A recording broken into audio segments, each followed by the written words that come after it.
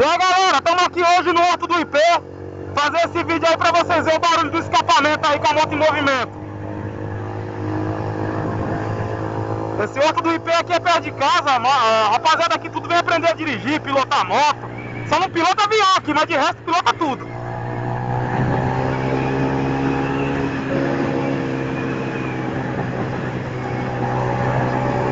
Não vi a moto de final ainda, mas de saída, em baixa rotação tá mais ligeira. Tô com garupa, a moto tá indo bem, cara, de terceira marcha. Tá assim, ó, terceira marcha tá rapidinho dando 90.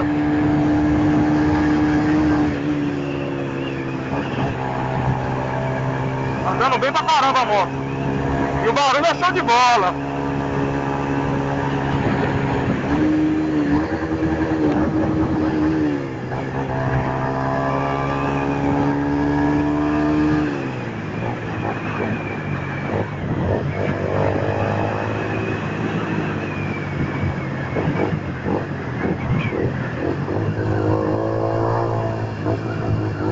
Areinha na pista, né? Pro cara cair se o cara não tiver ligeiro desse palito.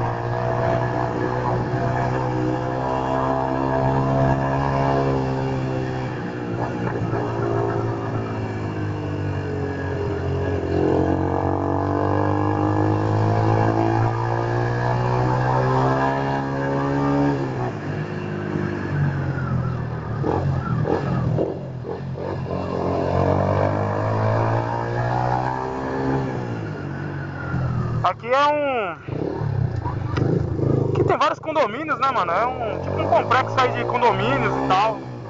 Prédio, casa. Só que aí como as ruas não tem sinalização, não tem farol, não tem porra nenhuma, a maioria das pessoas gosta de vir aqui pra aprender a andar de carro, dirigir moto, que é suave.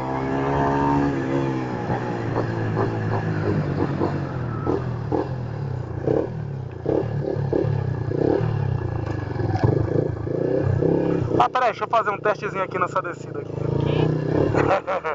Olha o tamanho da descida, rapaziada. Agora é louco.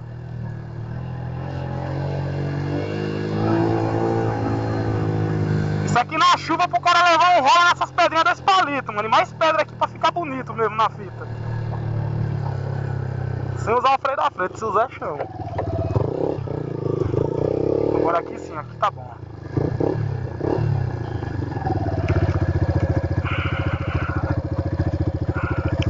Pra descer. Agora eu vou pedir pra ajudante aqui dar uma filmada. Dá um oi aí. E pra ajudante dar uma filmada que eu vou, pra vocês terem uma noção do barulho, como vai ficar, né? Como de perto e também de longe.